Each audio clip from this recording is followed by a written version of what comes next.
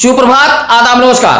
आप देख रहे हैं सत्यम न्यूज वेब टीवी और भदोही जिले की खबरों को लेकर एक बार फिर हाजिर हूं मैं नसीर कुरैशी। आज बुधवार की फटाफट खबरों की शुरुआत करते हैं इस अहम व बड़ी खबर से।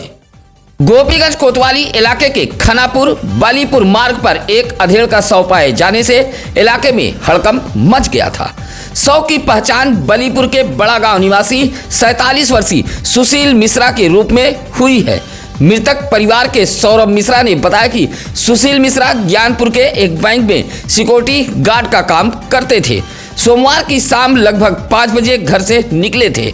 उसी दिन रात करीब 9 बजे गांव के ही कुछ लोगों ने सूचना दी कि सुशील मिश्रा गांव के खनापुर बलीपुर मार्ग पर गिरे पड़े हैं।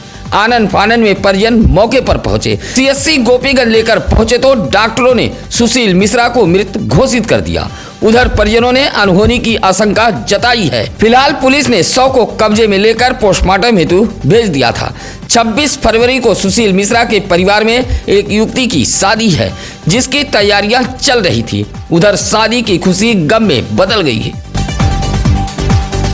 एसपी डॉक्टर मीनाक्षी कत्यान के निर्देश पर गोपीगंज पुलिस ने एटीएम फ्रॉड गिरोह व गैंगस्टर एक्ट के 2 आरोपियों के खिलाफ बड़ी कार्रवाई की है। डीएम के आदेश पर गोपीगंज पुलिस ने भदोही कोतवाली इलाके के कपूरी पट्टी निवासी किशन उर्फ उदय प्रताप सिंह का ट्रैक्टर व सुरियामा के कोचिया निवासी मनीष मिश्रा की मोटरसाइकिल को कुर्क किया है। गोपीगंज पुलिस ने बताया कि इन दोनों के खिलाफ एटीएम फ्रॉड को लेकर कोयरौना थाने में मुकदमा दर्ज था।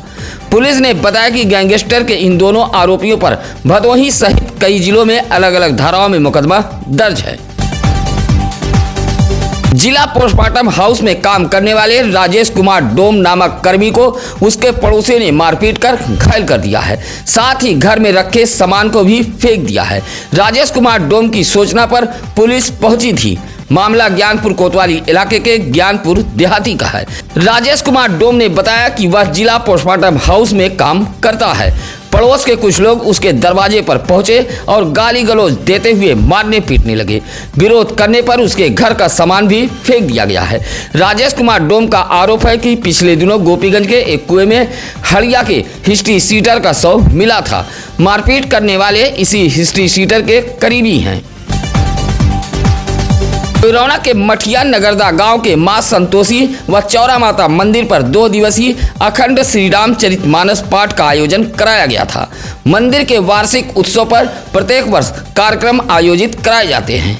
अखंड श्री राम चरितमानस पाठ के समापन के बाद मंदिर पर विशाल भंडारे का आयोजन किया गया था। पुजारिन अतरवासा देवी ने बताया कि ग्रामीणों के सहयोग से प्रत्येक वर्ष मंदिर का वार्षिक उत्सव मनाया जाता है। इस वर्ष भी धूमधाम से उत्सव मनाया गया। अखंड श्री राम चरितमानस पाठ के समापन के बाद मंगलवार को भंडारे का आयोजन किया गया था, जहां बड़ी संख्या में भक्तों ने प्रसाद ग्रहण किया। इस मौके पर भोलानाथ गिरी, मिथिलेश गिरी, राजेश गिरी, सूरज गिरी, गुलाब आदि मौजूद रहे। कॉलेज की जमीन न देने की मांग पर अड़े छात्र नेताओं ने एक बार फिर मंगलवार को कॉलेज परिसर में प्रदर्शन करते हुए विश्वविद्यालय बनाओ जमीन बचाओ के नारे लगाए। छात्र नेता शिवम शुक्ला के नेतृत्व में दर्जनों छात्र नेताओं ने ज्ञानपुर के काशी नरेश राजकृष्णात्तर महाविद्यालय परिसर में मौजूद महाराजा काशी नरेश की प्रतिमा पर माल्यार्पण करते हुए उसी स्थान पर नारेबाजी की। कहा कि पशु महाविद्यालय के नाम पर कॉलेज की जमीन ली जा रही है। कहा कि अगर कॉलेज की जमीन शासन को दे दी गई तो छात्र नेता आंदोलन करेंगे। इस मौके पर सुरेश प्रकाश तिवारी, आनंद पांडे, रोहित पांडे, संतोष यादव, विशेष पांडे आदि छात्र नेता मौजूद रहे। वहीं जिले के 2 खंड शिक्षा अधिकारियों का तबादला हो गया है। यूपी बोर्ड की परीक्षा से ठीक पहले भदोही जिले में तैनात खंड शिक्षा अधिकारी फरार रईस व आशीष मिश्रा का गैर जनपद के लिए तबादला हुआ है।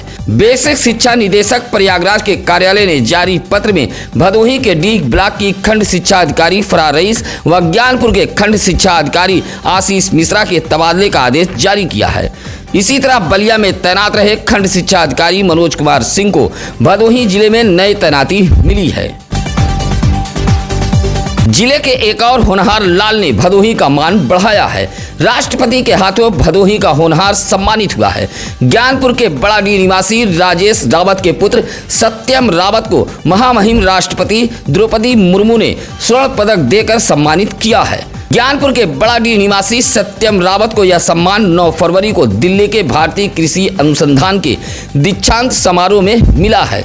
सत्यम रावत भारतीय कृषि अनुसंधान में MSc की डिग्री हासिल कर रहे थे। कृषि क्षेत्र में बेहतर रिसर्च करने पर भदोही जिले के सत्यम रावत को यह अवार्ड मिला है। मंगलवार को जब सत्यम रावत ज्ञानपुर पहुंचे तो लोगों ने उनका जोरदार स्वागत किया है। स्वागत करने वालों में ओम प्रकाश रावत, सोनी रावत, संजय रावत, रंजीत गुप्ता आदि लोग मौजूद रहे। गोपीगंज के कसीदहा निवासी राहुल कुमार ने ज्ञानपुर तहसील में आयोजित संपूर्ण समाधान दिवस के मौके पर पहुंचकर डीएम को एक शिकायती पत्र सौंपा है। कहा कि उसके पिता रमाशंकर को 1993 में गांव में ही पट्टे पर भूमि मिली थी, लेकिन पट्टेशुदा इस भूमि पर गांव के ही कुछ लोग जबरन कब्जा कर रहे हैं। विरोध करने पर गाली गलौज के साथ मारा पीटा जा रहा है। राहुल कुमार ने संपूर्ण समाधान दिवस पर शिकायती पत्र देते हुए इंसाफ की गुहार लगाई है।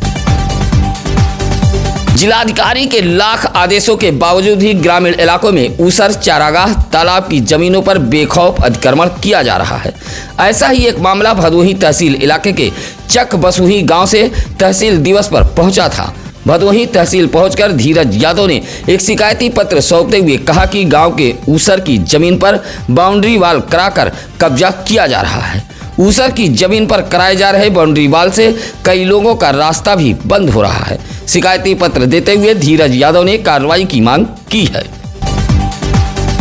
नगर पालिका परिषद गोपीगंज पिछले कुछ दिनों से ईओ विहीन हो गया है। कार्यालय पर तैनात ईओ अमिता सिंह का मेरठ के लिए तबादला हो गया है। मंगलवार को गोपीगंज नगर पालिका के सभासदों ने डीएम को एक पत्र सौंपते हुए नगर पालिका गोपीगंज में ईओ की तैनाती किए जाने की मांग की है। पत्र सौंपने वालों में सभासद डॉक्टर आनंद कुमार, मोहित कुमार, राजेश कुमार मौजूद रहे।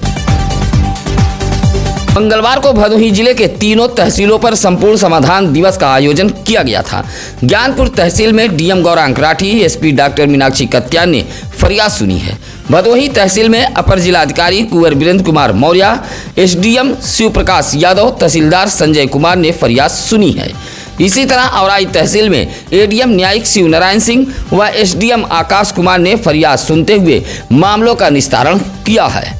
तीनों तहसीलों पर कुल 130 मामले पहुंचे थे, जिसमें से 21 का निस्तारण किया गया। संपूर्ण समाधान दिवस पर फरियादियों की फरियाद सुनते हुए डीएम ने राजस्व विभाग को सरकारी जमीनों पर होने वाले कब्जे को तत्काल हटाए जाने का निर्देश दिया है। कहा कि किसी भी सूरत में सरकारी जमीनों पर कब्जा न होने पाए।